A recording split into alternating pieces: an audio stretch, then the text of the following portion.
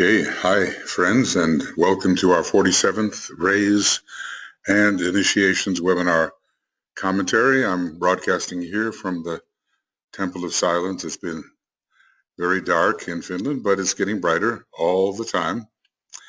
Now, I've been reviewing this material, and I thought, well, what I'll do, instead of just sending this to you, I will also reread everything that I've recently sent to you, and I'm just amazed at how easy it is to miss fundamental factors, which are the basis for our bridge building. What I want to say is that when we enter this visualization stage and we align the formless Buddhic plane, formless beyond what we normally call the contents of vision, and the gathered energies within the ring pass knot upon the mental plane, and the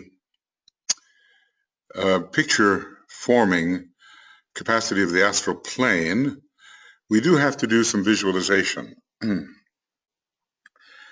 I want to say here, what is this visualization all about? I mean, does it simply stop with the bringing into as good a visual relationship as we can imagine those three factors, the buddhi, the gathered energies, and the creative imagination, or is there something else? So creative imagination must act at the stage of visualization. Now, in what manner does it act? It builds a 7-colored bridge. We're in United Kingdom English here, so I'm going to add that. A 7-colored bridge, 2 strands of which will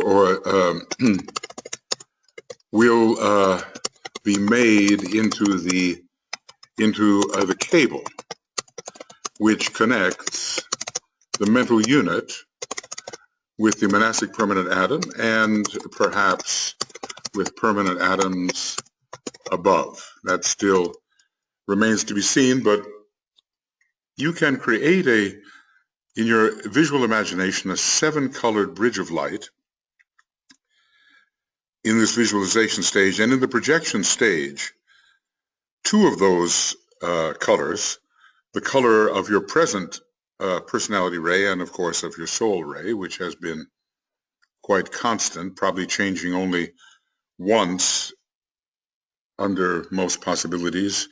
If you have a first, second, or third ray soul, it has changed from 4, 5, 6, or 7. So 2 of the colors will be used to project the bridge. Now, that bridge, I haven't quite decided, this is all quite an interior process, can be projected as a line of light as far as possible towards the spiritual triad, and at least to the monastic permanent atom, but maybe beyond. And then its 2 colors are then seen. The bridge, the projection is seen as, let's say in my own case, second ray, fourth ray, as indigo and yellow. And I can build this projection how I want. I can change that line of light into the 2 colors particularly. That's one way to do it. Or I'm still trying to decide whether, when the projection is made from the mental unit, whether the 2 colors are projected from the mental unit exactly. There are some statements that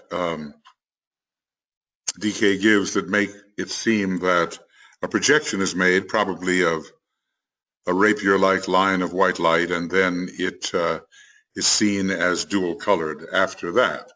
Or some might say that the dual colors are projected straight from the mental unit. Whichever way it works, eventually you wind up with 2 colors out of the 7. Your rainbow bridge is as interestingly and beautifully made as you can have it, a 7-colored phenomenon of light. And 2 of those colors make the major cable of soul and personality ray, which reaches up towards the top of the triad and towards the monad, and from there a response is evoked. And as that downpouring occurs, the 2 sections of the bridge meet, and then there is a demonstration of light, of realization, something of that nature.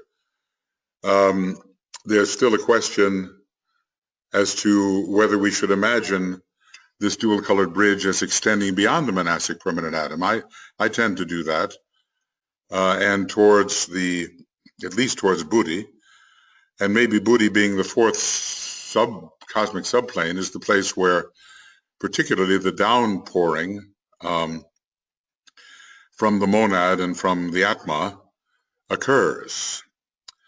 And then you have this light demonstration. I think that would make a lot of sense, but you have to interiorly work on this to see what works for you and how the evocation works for you, and what you feel and what you sense as a result of the lower tension evoking the attention of the higher.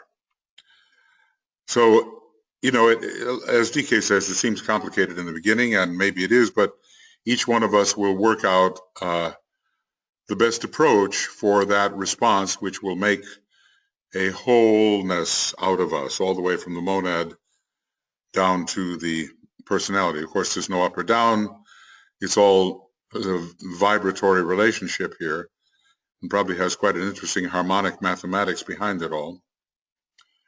But we, being limited in our perceptual and imaginative abilities, have to imagine the in and out and the up and down.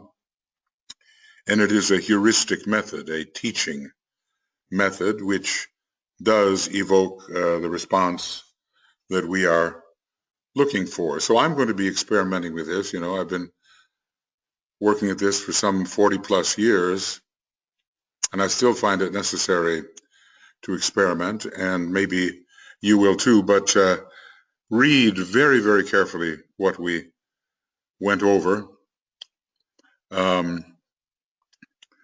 what we discussed. I fear all too superficially. It's almost like every sentence could be pored over, could be pondered, and would produce its riches. But the main thing I'm trying to say here is that the 7-fold bridge of light is imagined in the visualization stage, and it passes, as it were, from the picture-making faculty of the creative imagination through the retained pool of energies on the mental plane as high a state of tension as we can sustain, and then on as far as we wish to take it. Maybe we want to take that bridge of light all the way to the monad, but certainly up to the Buddhi, because the Buddhi, the imagination, and the retained energies all have to come into relationship. And that is done particularly through the act of projection.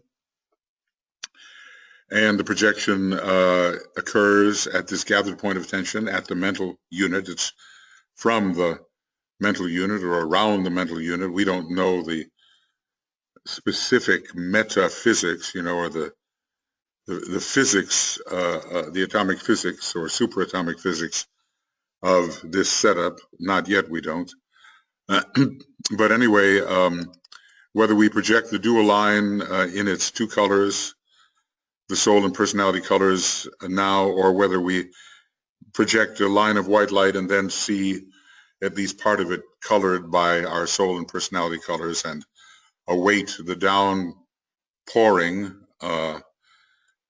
evocative response from the higher part of our nature, well, that's going to be it's going to be decided on the basis of experiment and our own close reading of what the Tibetan has said.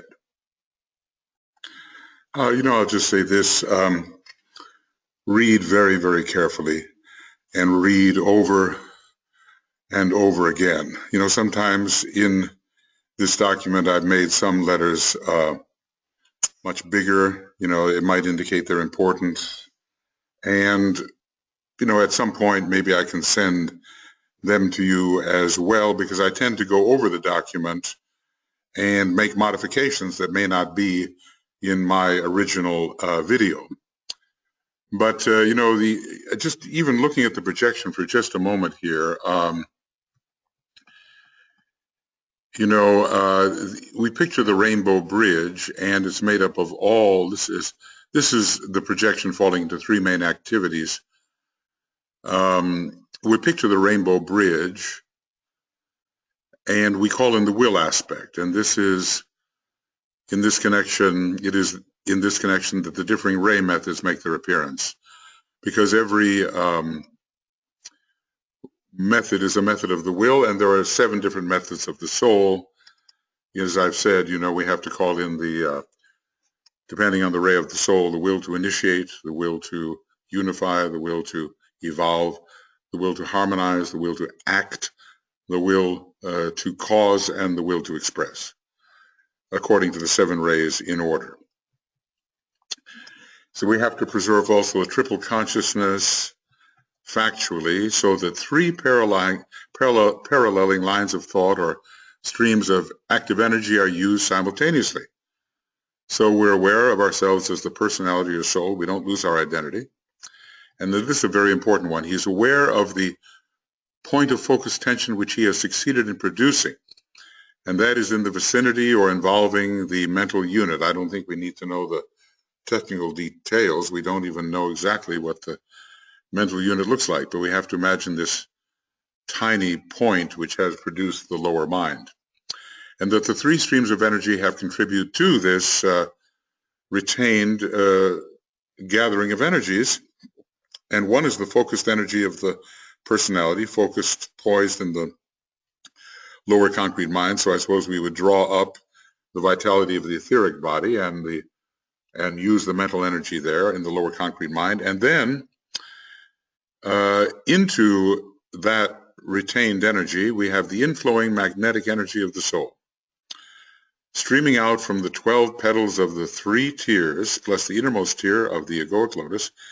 And so all 12 petals are going to be part of creating this point of tension through which the product of the creative imagination is passing and relating it to Buddhi. And then the energy of the jewel in the lotus, all streaming into the center of tension on the mental levels of the lower mind. And maybe it's at this point, that we can call in the particular kind of will that we sense will be coming from the jewel in the lotus. Now, that will carry some of the energy of our monad, and we may not know what our monad is, but when it is still useful, because the jewel in the lotus is within the Egoic Lotus, and therefore is going to be relating to some of the quality of the Egoic Lotus. So if I were a second ray soul, I would, call in the will aspect into that point of tension on the mental plane, and I'd call in the will to unify, which would be the second ray aspect of the will. And maybe later I'd learn how to blend it if I have a third ray monad with the will to evolve or something like that. So I say I'm a bit obsessed here with going over and over things, because I'm just aware that it is not an easy process. So he is aware of as much of the consciousness of his ray energy as can enter his awareness. This is his egoic ray energy and not personality force. So during the projection, if we're a second ray soul, we have to really feel immersed in the second ray. He endeavors to see himself as a point of particular energy, colored by his ray life. So I would just imbue myself with the second ray. If you're a first ray soul, use the first ray, or whatever the ray of your soul may be. And he carefully bears in mind that the energy of the egoic ray is the major energy through which the monad is attempting to express itself, in in the 5 lower worlds, and especially in the 3 lower worlds. So also we're aware that our threefold egoic vehicle is a reflection of and closely related to the 3 aspects of the spiritual triad. It is this relation and its conscious interplay which is evoked by the building of the antikarana. So we're really somehow bringing the spiritual triad and the egoic lotus into rapport, and which eventually, when this relationship between triad and soul is very powerful enough, it brings into radiant activity the jewel and the lotus, and that's coming more after the 3rd initiation and towards the 4th. And so all of these stages have to be finished first, as far as completed as far as we feel we can do, and then and only then. See that how easy that would be to overlook? Does he prepare himself with a distinctive use of his ray method in preparing for the projecting sound or word of power, which is done more in the world of meaning. And basically he's telling us, okay, this is a definitely planned and scientific process, as scientific as something occurring on the outer plane. And he assures us that it all becomes automatic once it is mastered. So, he's giving us all of these summaries. He goes over and over it, and I feel obliged to go over and over the things he goes over and over. And, and I hope I'm not confusing you by doing that. I'm just trying to look at it from every angle here. And you'll work out your own method of clarity. So, in this intention process, focusing intention, we're drawing from the personality, we're drawing from the 12 petals, we're drawing from the jewel in the lotus and its will aspect, and we are immersing ourselves in the sense of our soul ray. And then with visualization, we're coming in rapport with the Buddhic activity of impression, but it's not necessarily visual. We have the tension of the mental body, of those gathered energies, and the imagination of the astral body and imaginative processes, and we are building a bridge.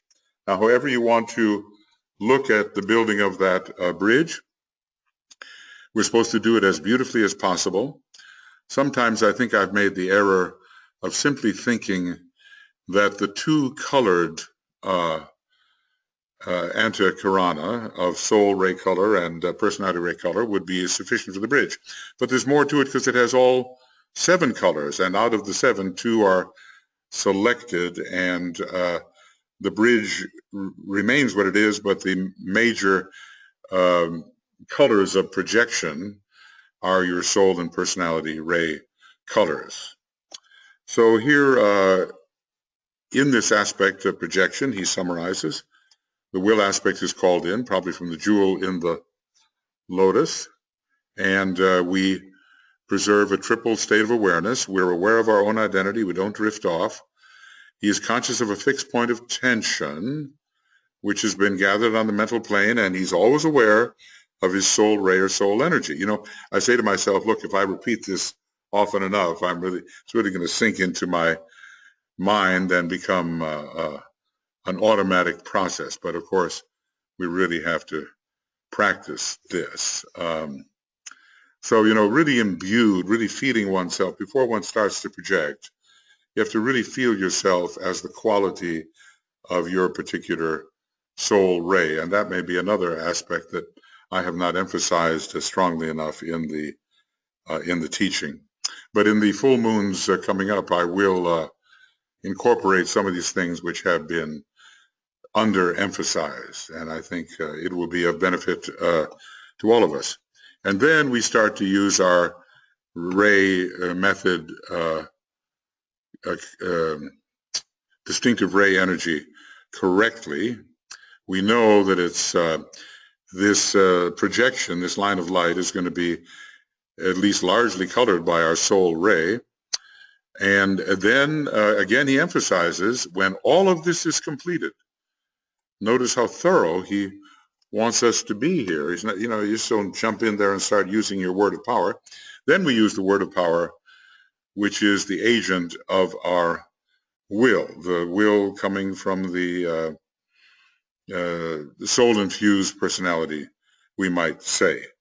It is stimulated, this aspect of the will is stimulated by one of the 7 aspects of will. For the second ray, will to unify; first ray, will to initiate, and so forth. So then the word of power is finally used, and he tells us that this short tabulation should aid in the process, and we can carry this preliminary work forward. Now, he discusses 3, I know I'm reviewing here, but maybe it's not a bad idea. It's good for me, maybe good for you. 3 factors which the building process depends, on which it depends. We have to hold the mind steady in the light, preserving the point of attention at the highest possible point. Now, how do you do that? It's an intense focusing. And this focusing can lead to understanding and penetration into areas of cognition which may have been unavailable to us before the intense focusing.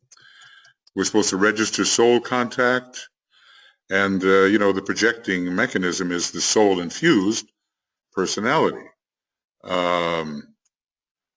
So it's only the truly integrated soul personality which will be most successful.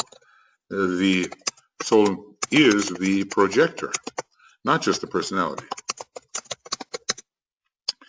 And technically, he says, this means that the energy of the soul ray and the personality ray merge together, with the soul ray dominating always, and that we have to see to.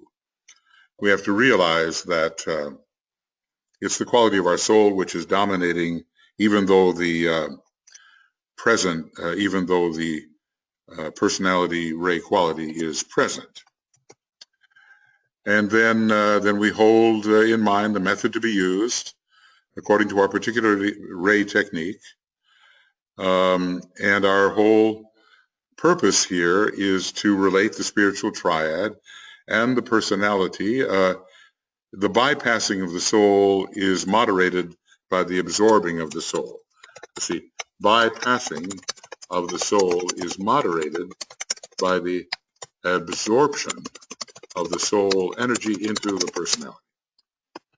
Now, all of these are just words until we really are successful enough in bringing this into practical expression. So the soul as a separate entity is not so much in our mind. It is fading out of the picture and is being absorbed into the personality. We have to get the feeling of that, of these 2 things together, not the soul as entirely distinct from the personality, but the soul working through the personality. So the personality is becoming the soul in incarnation. Think of that. How many of us are the soul in incarnation?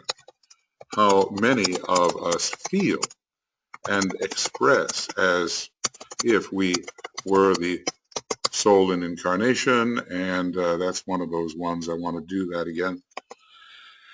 Yeah, soul in incarnation. Okay. All of these things have to have a feel to them, and otherwise we're just stuck in the mind and we're just throwing words around, and there's no experience that accompanies these words.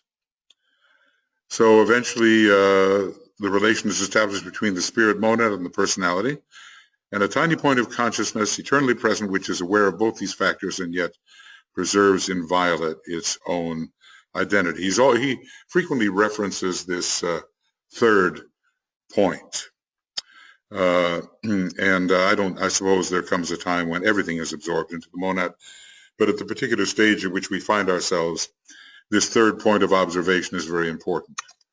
This tiny point is a point of observation. Okay, observation, OBS. And so this is the later realization, long time it takes, aeonial work, the soul fades out apparently, but then the soul is a universal principle.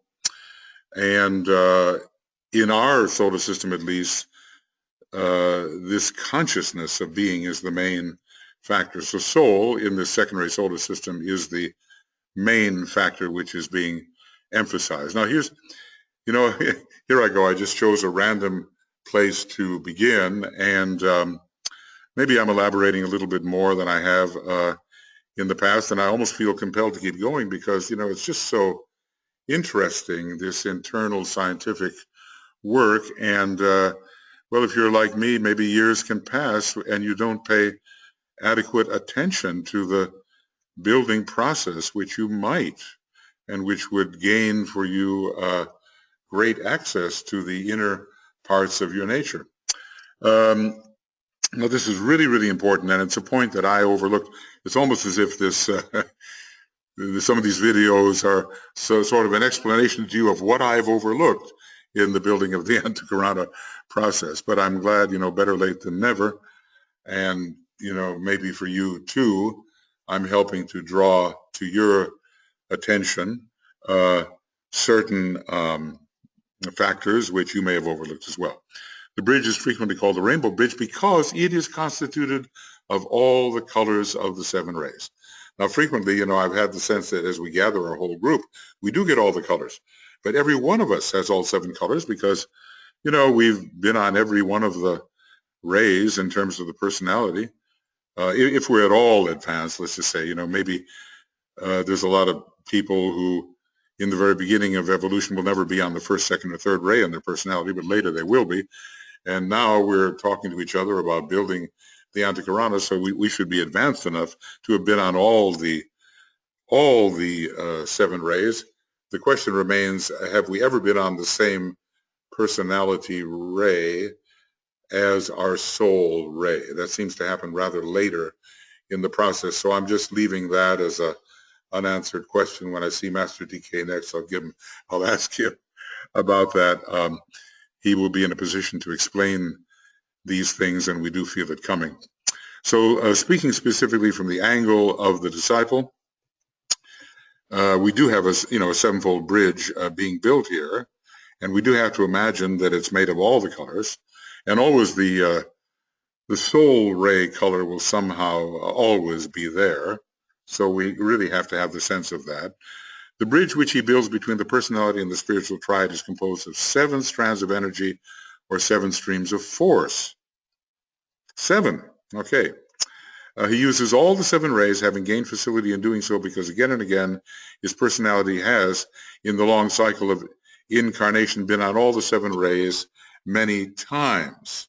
Now this is the question: has it been on all the 7 rays if the personality ray is the same as the soul ray? He does give one example in his book, and that's in the techniques of integration, and it's a first ray personality with a first ray soul. Very rare thing, I think, and somehow developed later only after balance has been achieved, or that there's not a threat that imbalance will be somehow evoked. So that's the question. Does it happen quite late in the process? Because I think the particular individual involved here would have a first ray soul, first ray personality, 4th ray mind, 2nd ray astral body, and a 6th ray physical body. So you can see the balance between the 2, 4, 6 there and 2 of the 1s, but that comes very much later.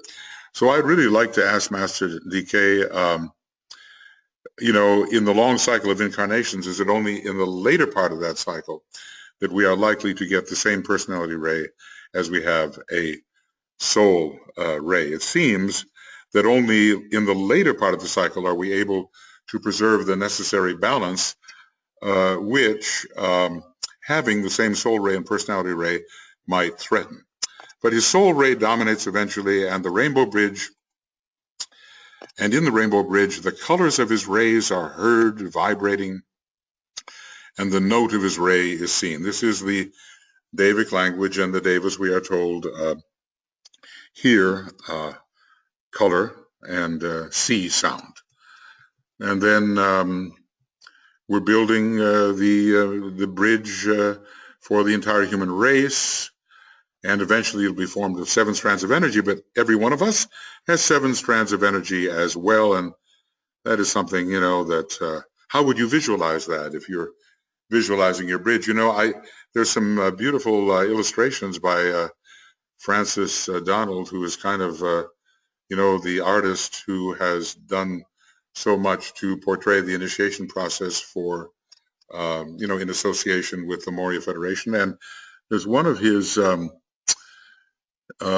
illustrations for a conference that we've had that shows a multicolored rainbow bridge, and maybe it's something that you can use.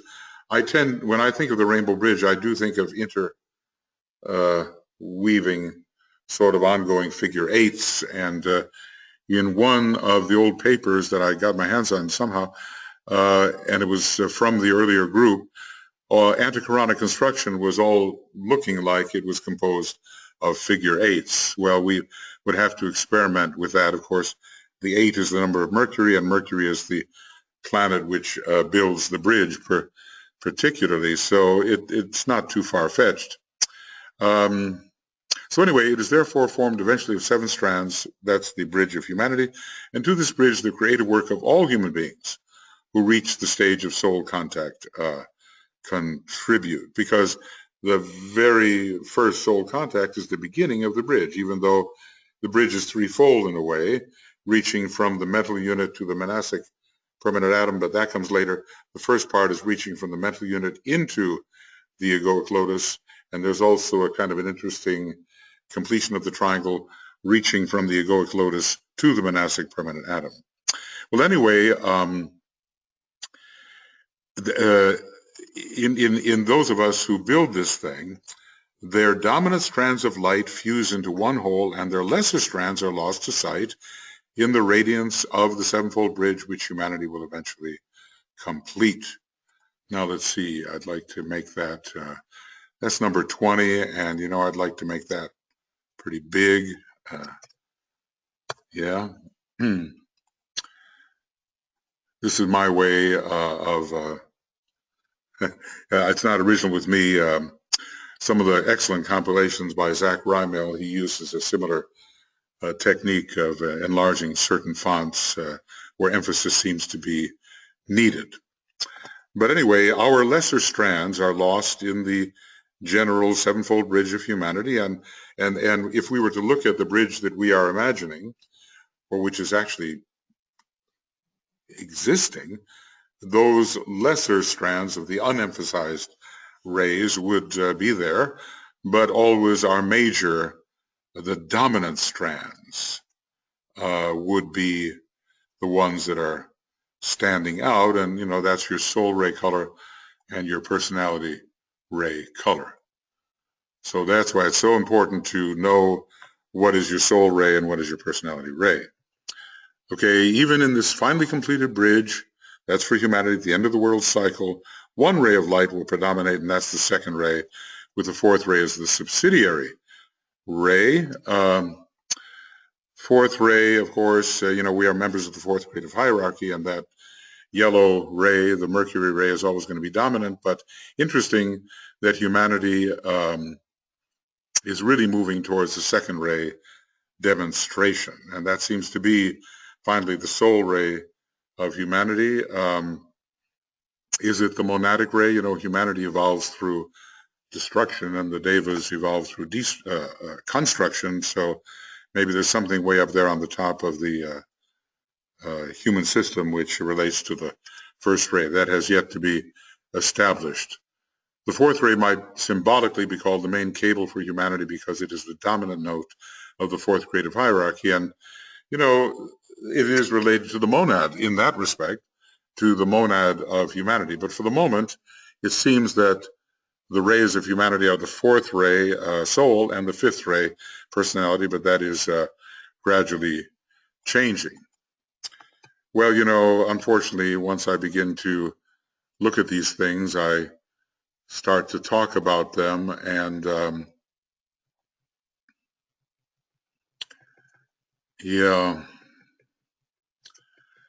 So, I have taken this up, and I hope I've said a few things which are of value to you and to me. I'm trying to think if there's something more right here which I'd like to deal with. I think what I'll do is just kind of review. It's turning out that this program number 47 is more of a review than really going on ahead. So I'll take some of this down to the point where we began talking about the word of power of Ray 1, word of power of Ray 2. I think I've said there as much as I can possibly say, but the review of the bridge and the projection process, this is such an experimental kind of thing, and everybody has to work interiorly until the experience of projection and of contact and of reciprocal evocation, or the evocation which makes the bridge building a reciprocal process, until those are real factors in our consciousness. 40 years ago or more, I began all this stuff, and now I just feel this is a most necessary review, and I'm hoping in my own case to bring the process into a state of achievement which I have not yet achieved, so I'm a very tenacious kind of person, and kind of stick with this until something really happens. But as DK says, for our encouragement, that a lot can be going on in terms of the structure of the bridge, the construction of the bridge, which we have not been able to sense or to see, but it's there. So we have to have a lot of faith as we begin working here, because we're working in very subtle area and working with the creative imagination. We're wondering what's real and what is imagination, and do the two blend, the imagination and the reality. So obviously only as we penetrate into these matters with persistence will it be revealed to us, will the fruit of our labors be revealed to us. So we're going to consider these words of power. He tells us we're dealing entirely with the will aspects, and so this is the third phase of the, sort of the esoteric curriculum. Beginning on the path of probation, we have to, on the POP, and I always call that the path of probation. Let's see what we've got there. Oh yeah, there it is. It's already there. So on the path of probation, we deal with perfecting, or at least improving, personality. On the path of discipleship, and there's one that I definitely need.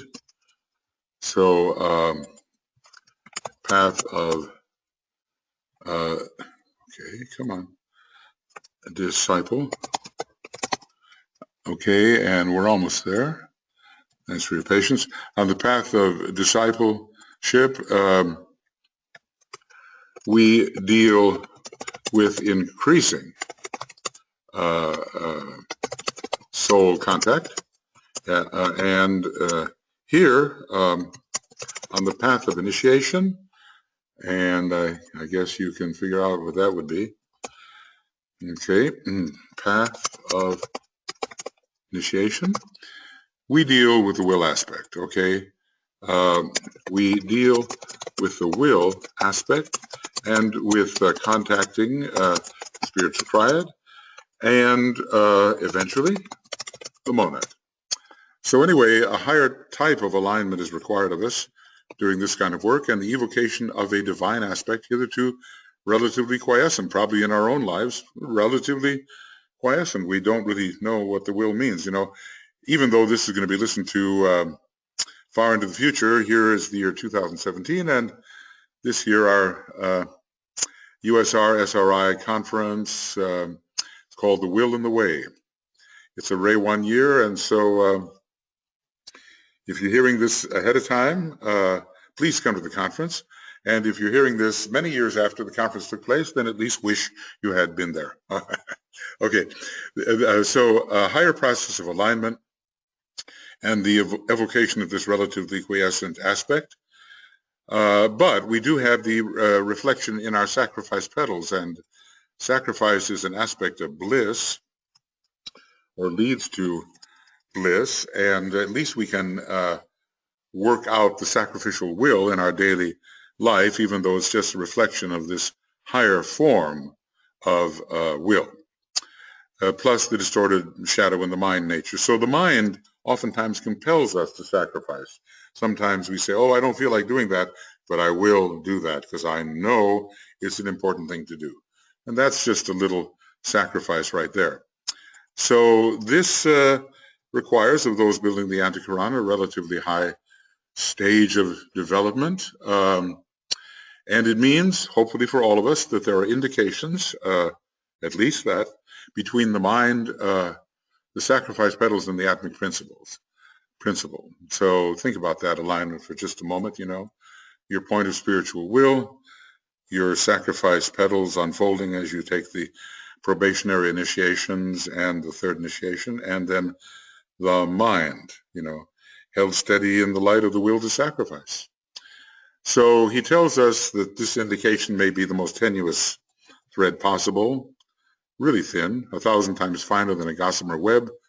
Kind of makes you wonder about the atomic or superatomic physics of those planes, but it must inevitably be present. And so when it is present, what do we have in the esotericist? This marks a complete unit of spiritual work and bringing the man upon the physical plane into complete alignment. And this unity, the fourth initiation, is the point of consummation here. And the causal body disappears for all practical purposes. The great renunciation, which time the first aspect begins to dominate the two.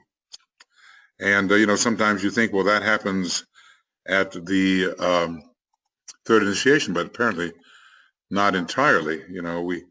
Our sacrificial will is not strong enough yet at the third initiation. And we've had that story of the rich young man who was a third degree initiate and very righteous and very capable, who went sadly away when the Christ demanded still more of him. He couldn't quite make the sacrifice. Then the soul life at the fourth, I would say at the fourth initiation, fades out, and the causal body disappears, and the sum total of memory is absorbed into the monad first, I believe, into, gosh, I hope everything is correct here. Yeah. First, it is absorbed into the spiritual triad and then into the monad. I've got a lot of technology going here, and when I hear strange sounds, I begin to get worried.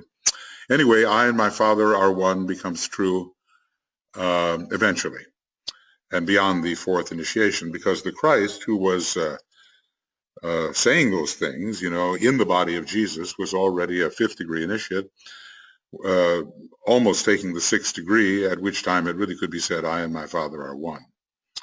And the astral body, maybe not the astral atoms, I still have to work that out, vanishes. And the physical body is not needed, but the astral body, the vital body is. And all this stuff about the body of fire, just look in the 160s of a treatise on cosmic fire, and you'll find some amazing stuff about this body of fire. So then what do we have? We have, from the formal aspect, we have the monad. Now consider that. The monad is considered form because it's a vehicle, but at the heart of the monad is really that point of the fire of being, and that is your real essential self. Then the sphere of the spiritual triad, notice the word sphere, interesting. It's been built by the permanent atoms, which the monad selected long ago, and eventually, not at first, but eventually a sphere of cognition, of ability, of qualities, of cities, is built on those permanent atoms, which have, only 3 spirillae and not the usual 7. So the monad, the sphere of the spiritual triad, and the etheric body upon the physical plane. So that's what's left of us after the fourth initiation. And, the etheric body can simply be a projection if we are not really retaining our personality, if we die, let's say, in that process. Excuse me. I would here remind you that the levels of conscious existence, which we regard as formless, are only relatively so. Even just the way there's form on our lower etheric planes, cosmically considered there's form on the higher etheric planes as well. The center of consciousness is now the will, nature. And the center of consciousness, I want to point this out. If you turn to page 168 and 169 of Esoteric Psychology 1, you'll see DK talking about Annie Besant,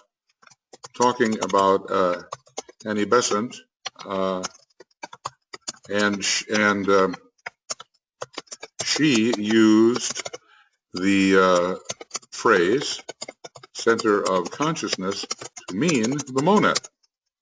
But anyway, the will nature can be atmic from that point of view. The monad comprises more than just will. It has wisdom and activity too, and it also has in its central nature pure being. So the center of consciousness is now the will aspect, and we are coordinating the atmic vehicle. And beyond this, like every master, the will is most important. But when you look at the whole solar system, the will in our solar system is the will to love. So although will is the most important aspect, it's the will aspect of the great second-ray impulse, which is the soul and personality nature of our solar logos, the will to love, or the will as it serves love. Okay, activity and love are still present in full measure, right? But the focus of the initiate's attention is the will aspect of divinity. But let us remember, here, will in our solar system always serves love. Okay. There's a lot of things to absorb here, and excuse me, that absorption does take place, gradually. We can't always be pulling ourselves up by the roots, wondering whether we're growing or not. We will grow. We will apply ourselves to this marvelous teaching, and we will grow within the consciousness of Master DK, who has so solicitously made it possible for us to grow into the spirit of esotericism and the feeling of esotericism and the experiences of esotericism, and of course the knowledge of esotericism. So a lot of these things will just come together for us if, with persistent, being serious students, we stick with it. I always think it's a very great thing to be a serious student. Maybe it's related to the great star, but we spell it differently. It means we're really on the track and we're not going to be deviated. And even if we fall off a little while, we'll be right back on before you know it. And we will accomplish. We don't take no for an answer. And that is a very important stage to reach, and not so easily reached at first, because many failures occur, temporary failures, and we lose our courage, and we lose our desire, and we lose our aspiration. But sadder but wiser, we learn to continue, if not in the same life, then in lives to come. Now, this next part, I did that earlier, I think, satisfactorily. Sometimes what I do when I don't think I do something satisfactorily, which is just about all the time, I go back and try to do it again, But I think, only in this case, Master DK does things satisfactorily. I'm just trying to be a kind of a bridge from what he has said to the kind of application that we human beings can make of this sometimes very esoteric energy or teaching. So this wonderful section here on page 507 about the different rays from the ancient book, and I think I've said enough about that in the previous video, whatever it has been, starting with the preservation of values of the first ray, and then the consummation, the earthly consummation brought into expression by the seventh ray. From 1 to 7, and all the other rays play their part. So it's not been easy to put these abstruse ideas expressed in the most archaic language and symbolism into modern terms and words. He conveys the general idea, the collaboration of all the 7 rays in the building process of deity, and even in our own building process. Everything we've ever done on one of the 7 rays is going to contribute, but certain rays end up being the main approach for us, the main cable for each one of us individually. We each have a tiny, tiny part to play in all this, but we've got to get our part straight, so eventually it becomes universal, and the Antikarana becomes a tremendous, momentous thing, which leads back to the absolute height of the universe. Some fine day, trillions, quadrillions, sextillions of years. Well, maybe I should just stop at trillions. Hundreds of trillions of years ahead. I'm thinking in the very, very long term. How much time has elapsed? Well, you can never name it. It's been infinitudinous. So the moment the disciple approaches that point in consciousness and the Antikarana is firmly anchored, he becomes aware of the factor of the greater circle, which encloses the other 2, and this is, you're on the way to Shambhala here, the secret place where the will of God is formulated for the immediate present and for the long-range future, at least long-range in our terms. Well, so this takes us to, it is sort of what I probably unconsciously wanted to review, not all of it. There's other things to review, and probably I could go back to the very beginning and review everything. But it takes us to the techniques, and there I think I've said enough and adequately in the previous tapes, or they're not tapes anymore, they're just programs. So he does tell us about the first ray technique here, and it's all part of the technique of duality. And in considering these 7 rays, he's giving us the technique of projection. See, how does it falls into 3 stages. You focus in the soul ray. Now that's considered to be the very first stage. Very interesting. So we really have to have that sense of ourselves as a soul of a certain quality who's going to do this projection with the help of the energies that have been gathered. We have to realize the tiny point of tension which has been gathered, and then and also our tiny point of observation, and then whatever we visualize and however far we visualize it, we have to realize that. And then we're going to have a focused activity of the will. Now notice this. According to the ray, in which a line of light or living substance is imaginatively and creatively sent out or projected from the mental unit. Now, he's not telling us whether this is the colored light or the 2-colored light, or whether later the line turns colors. And this is what it seems to be the case. The line of light is then pictured as colored by the 2 ray qualities and the 2 colors. So that's something, I can't say it's new to me, but it's certainly something that I want to emphasize now that I'm more aware of its value as part of the process. So the two ray qualities, which are major rays, are held stably aligned in the light of the spiritual triad, not the light of the soul. And he's telling it what it corresponds to. Then the word of power is uttered, and it carries the light still further on and up. And it kind of makes you wonder, it makes me wonder anyway, how far we have succeeded in carrying our projection. Now, it is assumed there is that gap there between the mental unit and the monastic permanent atom, and it doesn't really talk about a gap between the monastic permanent atom and the Buddhic permanent atom, the atomic permanent atom, but we have to project across the gap. Now, I've sometimes considered a much more extensive projection, but my projection from below is not going to equal in power the downpouring of the evocative response that comes when my point of tension is sufficient and the energy of my projection is sufficient. It's not going to equal that, the power of the downpouring response from the higher aspects of my nature. So anyway, this is an important point. The word of power, when we use it, serves to carry the light still further on and up.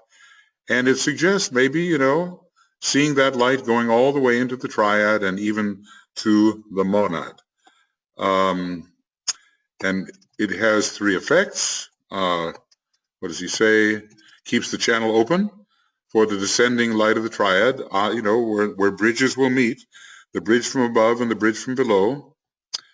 It reaches the spiritual triad, focused temporarily in the monastic permanent atom, and evokes a response in the form of a thread of descending triadal light from what levels? Maybe from the monastic permanent atom, but also from above, and it also causes that vibration which evokes response from the other rainbow bridges. So you know how deep this all is and how much we have to ponder, use the second ray technique to really ponder, and then some light will appear to us when we see what he has said. It is building the Antakarana is preparatory to real initiation, the third initiation, and it's kind of analogous to what you call the chela on the thread. The Antakarana has to be sufficiently built, or at least that stage has to be sufficiently reached before the chela on the thread phase can really make its appearance. Now, the thread may be somewhat differently oriented and anchored and all of that, but this stage of building the Antakarana before the third initiation is a necessary stage to facilitate becoming the chela on the thread, and it's all preparatory. It tells us that someday we will take initiation. So he's not allowing us to rush into it. And then the stages of initiation are here discussed, personality, soul, and monad eventually. And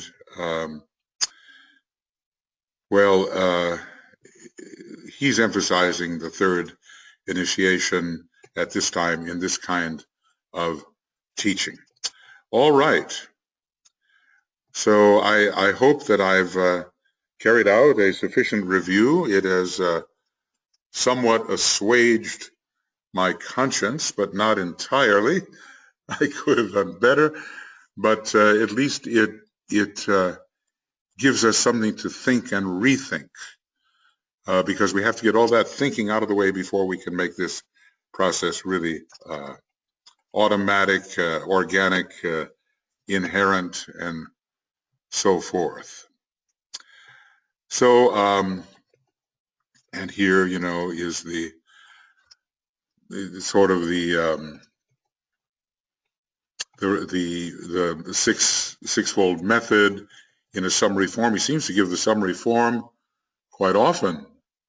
A response comes from the spiritual triad, which that intention propelled by an act of will from the point of tension, projection's act of will, has evoked. We're always going to get that response if we do it right, and then comes things out of our hand. We just keep working at it, we stabilize it, and then we rise up one day. All right, and then he talks about the different words of power, and that has been sufficiently discussed. So now, where we are, we're going to end this, only it's not what, it's not exactly complete. but I hope I've said sufficient to get you oriented and get me oriented. And now this is, and I'm just going to call this a big review, especially of the projection process. And so now really what we're going to do is we're going to begin. So beginning of Raised Initiation Webinar Commentary number 48 and going on with the words of power for the third ray. All right, I think we've gone far enough now. So I didn't realize this was going to be a review, but when I start to think about all the little things that may have slipped through the cracks, and still many have, unless we read with very careful and precise attention. When I think about all those things that have slipped through the cracks, I wanted to at least give one shot at a review. And I know that's the terrible thing about the second ray in my particular case, is this passion for completeness, you know, and it just never is achieved down here in the lower three worlds, especially when time is marching on. So bear with me, and and if what I can give you is a few hints that help clarify your mind, or give you a line of contact with some areas of thought or process which you have not had before or used before, then I will have at least accomplished something. Okay, so that's the end of this, and then on to number 48, which is the word of power for the third ray. And remember, he's giving us now not words like ukroplasty and serixplix and those words that we cannot pronounce, but he's just giving us the formula in terms of the world of meaning. So we'll see you then. Okay, bye-bye for now.